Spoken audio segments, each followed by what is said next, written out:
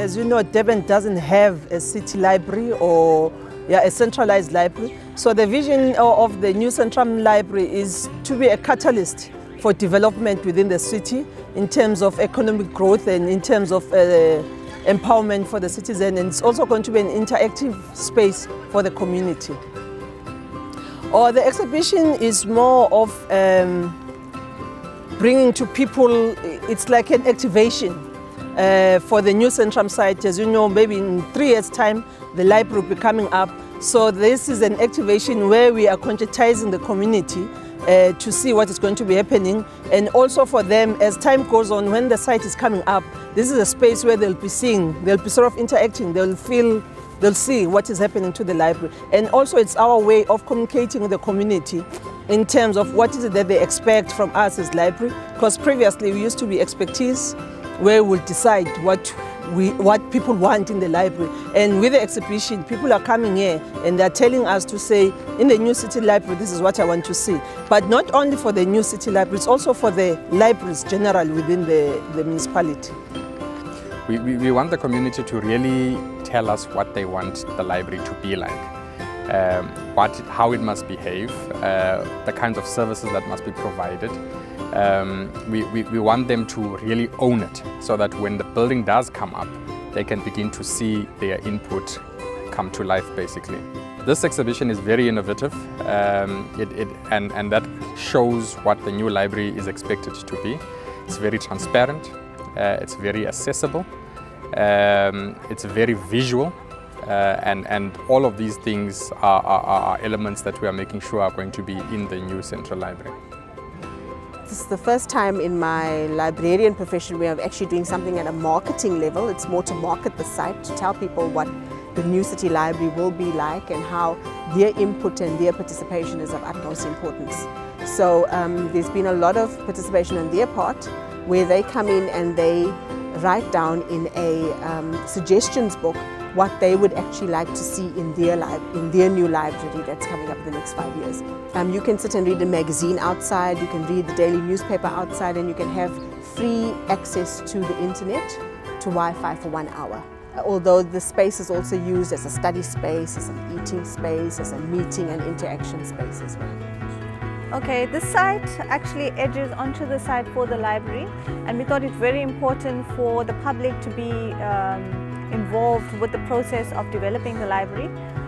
We created a platform for them to ask questions, to give advice, to give their ideas in on how the library could end up looking like and how it could be used. So it's very much the public being involved with taking ownership of the library and feeling like they are part of the process, which they will be. Now, the design of the pavilion was governed by a couple of issues. One was that the site of it is on top of a car parking structure, so it had to be lightweight and it had to be temporary. So although it's going to be here for 3 to 4 years, at the end of the process it has to be lifted up and taken away. So containers are an obvious solution. They create a space and at the same time they are easily movable. Same with the timber decks and the public seating. Again, these things can be easily lifted up and taken away. The favourite thing about the whole project was the engagement with the city. They've been very, very positive about doing something like this. Often social engagement and interaction is something that gets spoken about but never really materialises. Maybe you have one workshop through a whole project that the public can engage with. So it's pretty ambitious to have a process which happens every single day of the year for the next 4 years, where everything's recorded and then gets feedback to the design team and to the city itself. But also, you know, it was fun coming up with cheap solutions, quick solutions, using the pallets as a timber deck, working with graphic designers like Garth Walker, coming up with a space that also captures the public's imagination and gets it used. You know, the people are here every day, students, public, international visitors. It gains a lot of attention and yeah, it's always busy. The response has been very great. I must say it's almost a year now because we opened last year. And when you look at the suggestions, already we've got close to 2,200 suggestions coming from the community. And it's through people who are coming, just walk-ins, and also through workshops that we have with the community. And in a week, we have close to 50 or so people coming through. We've got the usuals who are internet users, and then you've got those who are just passing by who are sort of asking what is this all about. And then you've got, So it is quite good, the response. We've had a few interesting suggestions here. A few people have come, one or two have come over to say they'd like a photo booth in the new library. And a few have come over speaking about space for a science lab. And others have been asking for a makerspace area where they can do different activities. But I would say the most common ones at the moment with students passing by here every day is more study space, because currently the libraries don't have enough study space. And also free, unlimited, unrestricted Wi-Fi and more computers. The library will have a big impact.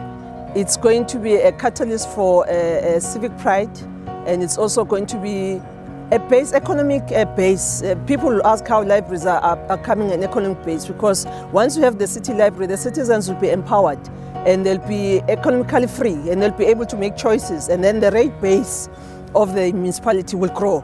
So the library will be a catalyst too of the economic growth of the city. The public is really going to feel they own the site, because consultation on what it ought to be like and how it should behave has been a very open process. It was everybody who is likely to use the space, who normally walks by the space, and who in the future will be walking by the space, is going to define what the space looks like and behaves.